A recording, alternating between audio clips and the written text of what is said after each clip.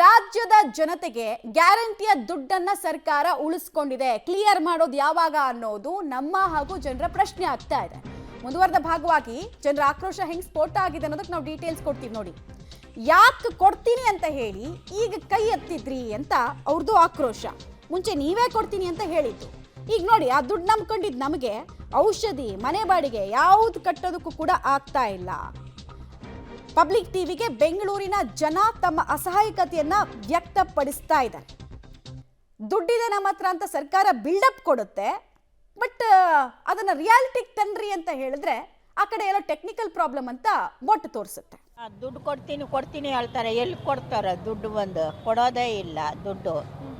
ಅದು ಓಟ್ ಮತ್ತೆ ಹಾಕ್ತಾರೆ, ಬಂದು ದುಡ್ಡು ಕೊಡ್ಬೇಕೇ ಇಲ್ಲ. ನಮ್ಗೆ ಬಂದು ದುಡ್ಡು ಕೊಟ್ಟಿಲ್ಲ, ಏನೂ ಇಲ್ಲ.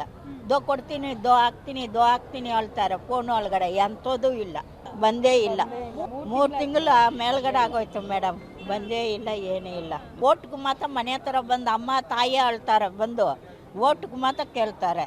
ಓಟ್ ಹಾಕ್ತೀವೇ ಇಲ್ಲ ಅವ್ರಿಗೆ. ಅವ್ರು ಬರೋದಕ್ಕೆ ನಾವು ಹಾಕೋದು ಮುಂದಕ್ಕೆ, ನಮ್ಮನ್ನು ಮುಂದಕ್ಕೆ ಎಣಿಸ್ತಾರೆ ಅವರು. ಯಾವುದೇ 3 ತಿಂಗಳಿಂದ ಯಾರಿಗೂ ಬಂದಿಲ್ಲ ಮೇಡಮ್ ದುಡ್ಡು. ಅನ್ನಭಾಗ್ಯ, ಇದು ಗೃಹಲಕ್ಷ್ಮಿ ಯಾವುದೂ ಬಂದಿಲ್ಲ. ರೇಷನ್ನಲ್ಲಿ ಅಕ್ಕಿದು 500 ಬರ್ತಾಯಿತ್ತಲ್ಲ, ಅದು ಬರ್ತಾಯಿಲ್ಲ, ಯಾವುದೂ ಬರ್ತಾಯಿಲ್ಲ. ಯಾಕೆ ಸ್ಟಾಪ್ ಆಯಿತು ಅಂತ ಗೊತ್ತಿಲ್ಲ.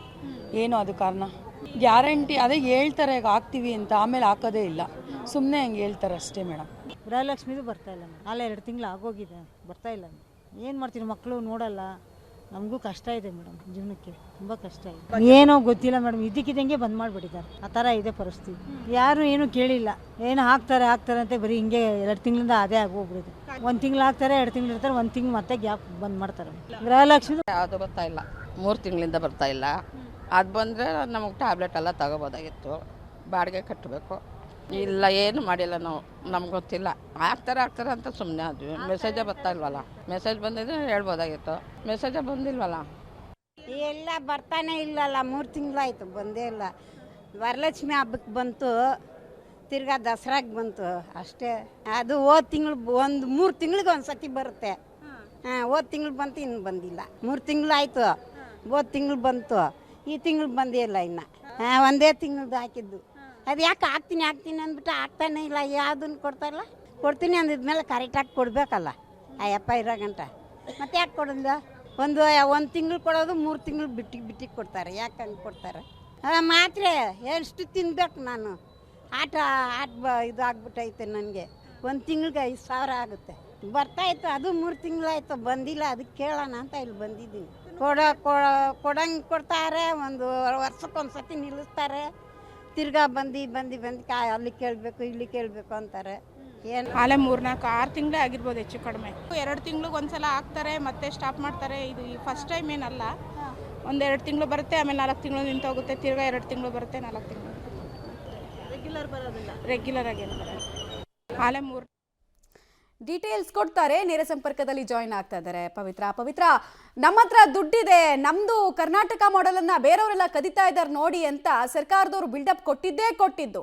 ಬರೀ ಬಿಲ್ಡಪ್ ಅಷ್ಟೇ ಅದು ಸೀಮಿತ ಆಯ್ತು. ರಿಯಾಲಿಟಿ ನೋಡಿದ್ರೆ ದುಡ್ಡು ಕೊಡಿ ಪ್ಲೀಸ್ ಅಂತ ಭಿಕ್ಷೆ ಬೇಡಬೇಕಾದ ಸ್ಥಿತಿಯಲ್ಲಿ ಜನರನ್ನ ತಂದು ಕೂರಿಸಿದ್ದಾರೆ. ಏನ್ ಕತೆ ಅವ್ರದ್ದು? ಟೆಕ್ನಿಕಲ್ ಪ್ರಾಬ್ಲಮ್ ಅಂತ ಇನ್ನೂ ಎಷ್ಟು ದಿನ ಹೇಳ್ಕೊಂಡು ತಿರುಗ್ತಾರೆ ಅಂತ. ನಮ್ಮ ಪ್ರಕಾರ ಟೆಕ್ನಿಕಲ್ ಪ್ರಾಬ್ಲಮ್ ಅಲ್ಲ, ಎಕನಾಮಿಕಲ್ ಪ್ರಾಬ್ಲಮ್ ಅನ್ನೋದು ರಿಯಾಲಿಟಿ ಚೆಕ್ ನಲ್ಲಿ ಗೊತ್ತಾಗ್ತಾ ಇದೆ. ಮಮತಾ, ಈಗ ಅನ್ನಭಾಗ್ಯ, ಗೃಹಲಕ್ಷ್ಮಿ ಎರಡೂ ಕೂಡ ತಾಂತ್ರಿಕ ದೋಷ. ಈಗ ಗೃಹಲಕ್ಷ್ಮಿ ದುಡ್ಡಿನ ಕೇಳಿದ್ರೆ ಅವರ ಪ್ರಕ್ರಿಯೆಯಲ್ಲಿ ಬದಲಾವಣೆಯನ್ನ ಮಾಡ್ತಾ ಇದ್ದಾರೆ. ಈ ಹಿಂದೆ ಬೆಂಗಳೂರಿನಿಂದ ದುಡ್ಡು ರಿಲೀಸ್ ಆಗ್ತಾ ಇತ್ತು. ಈಗ ಡಿಸ್ಟ್ರಿಕ್ಟ್ ವೈಸ್ ಉಪನಿರ್ದೇಶಕರ ಕಚೇರಿಯಿಂದ ನಾವು ದುಡ್ಡನ್ನು ರಿಲೀಸ್ ಮಾಡ್ತೀವಿ. ಹೀಗಾಗಿ 3 ತಿಂಗಳಿಂದ ದುಡ್ಡು ಹಾಕೋದಕ್ಕೆ ಆಗಿಲ್ಲ. ಸೊ ಫೆಬ್ರವರಿ ಮೊದಲ ವಾರ ಅಥವಾ ಅಂತ್ಯದಲ್ಲಿ ನಾವು ದುಡ್ಡನ್ನ ಹಾಕ್ತೀವಿ ಅಂತ ಮಹಿಳಾ ಮತ್ತು ಮಕ್ಕಳ ಕಲ್ಯಾಣ ಇಲಾಖೆಯಿಂದ ಸ್ಪಷ್ಟನೆಯನ್ನ ಕೊಡ್ತಾ ಇದ್ದಾರೆ. ಇನ್ನು ಅನ್ನಭಾಗ್ಯದ ವಿಚಾರ ಬಂದ್ರೆ ಅವರು ಕೂಡ ತಾಂತ್ರಿಕ ದೋಷ ಅಂತ ಹೇಳ್ತಾ ಇದ್ದಾರೆ. ಅಂದ್ರೆ ಪ್ರತಿ ಬಾರಿಯೂ ಕೂಡ ಪಬ್ಲಿಕ್ ಅಲ್ಲಿ ಆಕ್ರೋಶ ವ್ಯಕ್ತವಾದಾಗ ಇವರು ಹೇಳ್ತಾ ಇರುವಂತಹ ನೆಪಗಳು ತಾಂತ್ರಿಕ ದೋಷದ್ದೇ ಕಾರಣ. ಇಲ್ಲಾಂದ್ರೆ ಇಲ್ಲ, ದುಡ್ಡು ಬಂದಿದೆ, ಕೆಲವರಿಗಷ್ಟೇ ಬಂದಿರ್ಲಿಕ್ಕಿಲ್ಲ, ಅದು ಬೇರೆ ಕಾರಣ ಇರ್ಬೋದು ಅಂತ ಹೇಳ್ತಾ ಇದ್ದಾರೆ. ಆದ್ರೆ ಸಾರ್ವಜನಿಕರು ಎಷ್ಟರ ಮಟ್ಟಿಗೆ ಅಂತ ಅಂದ್ರೆ, ನಾವು ಬೇರೆ ಬೇರೆ ವಿಷಯಗಳಿಗೆ ರಸ್ತೆಯಲ್ಲಿ ಮಾಮೂಲಾಗಿ ಲೈವ್ಗೆ ನಿಂತಾಗ್ಲೂ ಸಾಕಷ್ಟು ಜನ ಮಹಿಳೆಯರು ಬಂದು ವಿಚಾರಿಸುವಂಥದ್ದು, ಗೃಹಲಕ್ಷ್ಮಿ ದುಡ್ಡು ಯಾಕೆ ಬರ್ತಾ ಇಲ್ಲ, ನಮ್ಗೆ ಯಾಕೆ ದುಡ್ಡು ಬರ್ತಾ ಇಲ್ಲ, ಅನ್ನಭಾಗ್ಯದ ದುಡ್ಡು ಕೊಡ್ತೀವಿ ಅಂದ್ರಲ್ಲ ಅವ್ರು ಯಾಕೆ ಕೊಡ್ತಾ ಇಲ್ಲ, ನೀವು ಕೇಳಲ್ವಾ ಅಂತೆಲ್ಲ ನಮಗೆ ಪ್ರಶ್ನೆ ಮಾಡುವಂತಹ ಪರಿಸ್ಥಿತಿಯಲ್ಲಿ ಬೆಂಗಳೂರಿನ ಜನ ಇದ್ದಾರೆ. ನನ್ನ ಬಹುತೇಕ ಎಲ್ಲ ರಿಪೋರ್ಟರ್ಗಳ ಬಳಿ ಕೂಡ ಇದನ್ನೇ ಎನ್ಕ್ವೈರಿ ಮಾಡ್ತಾ ಇದ್ದಾರೆ. ಹಾಗಿದ್ರೆ ಜನರ ಆಕ್ರೋಶ ಗ್ರೌಂಡ್ನಲ್ಲಿ ಜನರಿಗೆ ಈ ಗ್ಯಾರಂಟಿ ದುಡ್ಡು ಎಷ್ಟರ ಮಟ್ಟಿಗೆ ತಲುಪಿಲ್ಲ ಅನ್ನುವಂಥದ್ದು ಅರ್ಥ ಆಗುತ್ತೆ. ಸೊ ಇನ್ನೊಂದು ಕಡೆಗೆ ಪಿಂಚಣಿ ದುಡ್ಡಿನಲ್ಲೂ ಕೂಡ ಸಮಸ್ಯೆ. ಈ ಹಿಂದೆ ಕೂಡ ಪಬ್ಲಿಕ್ ಟಿವಿಯಲ್ಲಿ ರಿಯಾಲಿಟಿ ಚೆಕ್ ಮಾಡಿದ್ವಿ, ತುಂಬಾ ವಯೋವೃದ್ಧರಿಗೆ ಪಿಂಚಣಿ ಕೂಡ ಬರ್ತಾ ಇಲ್ಲ, ವಿಧವಾ ವೇತನ ಕೂಡ ಸಮಸ್ಯೆ ಆಗ್ತಾ ಇದೆ.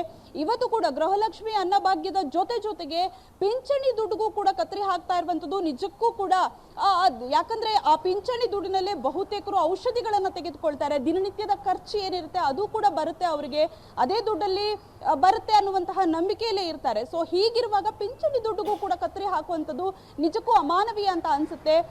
ಈ ಬಗ್ಗೆ ನಾವು ಈ ಹಿಂದೆ ಕೂಡ ಕೇಳಿದಾಗ, ಅಧಿಕಾರಿಗಳನ್ನ ಕೇಳಿದಾಗ ಇಲ್ಲ ಕೊಡ್ತಾ ಇದೀವಿ ಅಂತ ಸಬೂಬುಗಳನ್ನ ಹೇಳ್ತಾ ಇದ್ದಾರೆ. ಇವರಿಗೆ ಗ್ಯಾರಂಟಿ ವಿಚಾರದಲ್ಲಿ ಅನುದಾನದ ಕೊರತೆಯಿಂದ ಹೀಗೆಲ್ಲ ಮಾಡ್ತಾ ಇದ್ದಾರಾ ಏನು ಅನ್ನುವಂಥದ್ದೇ ಅರ್ಥ ಆಗ್ತಾ ಇಲ್ಲ.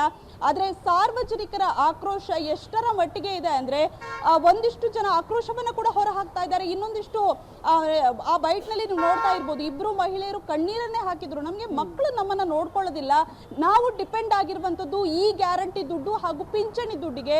ಬಾಡಿಗೆ ಕಟ್ಟಬೇಕು, ಔಷಧ ತೆಗೆದುಕೊಳ್ಬೇಕು, ಇದಕ್ಕೆಲ್ಲ ಡಿಪೆಂಡ್ ಆಗಿದ್ದೀವಿ, ದಯವಿಟ್ಟು ದುಡ್ಡು ಕೊಡಿ ಅಂತ ಒಂದು ಹಂತದಲ್ಲಿ ಕಣ್ಣೀರಿಟ್ಟು ಕೈ ಮುಗಿದು ಕೇಳುವಂತಹ ಪರಿಸ್ಥಿತಿಗೆ ಕೆಲವೊಂದಿಷ್ಟು ಜನ ಇದ್ದಾರೆ. ಹಾಗಾಗಿ ನ್ಯಾಯಯುತವಾಗಿ ಅವರಿಗೆ ಸೇರ್ಬೇಕಾಗಿದ್ದಂತಹ ಈ ದುಡ್ಡನ್ನ ಅವ್ರು ಕೊಡಬೇಕು. ಯಾಕಂದ್ರೆ ಜನರೇ ನೇರವಾಗಿ ನಮ್ಗೆ ಗ್ಯಾರಂಟಿ ದುಡ್ಡು ಕೊಡಿ ಅಂತ ಕೇಳಿದ್ದಲ್ಲ, ಸರ್ಕಾರ ಕೊಟ್ಟಿರುವಂತಹ ಭರವಸೆ, ಓಟು ಹಾಕಿಸುವಂತಹ ಮುನ್ನ ಕೊಟ್ಟಿರುವಂತಹ ಭರವಸೆ ಅದನ್ನ ಈಡೇರಿಸಬೇಕು. ಇದು ಜನರ ಹಕ್ಕು ಕೇಳುವಂತದ್ದು.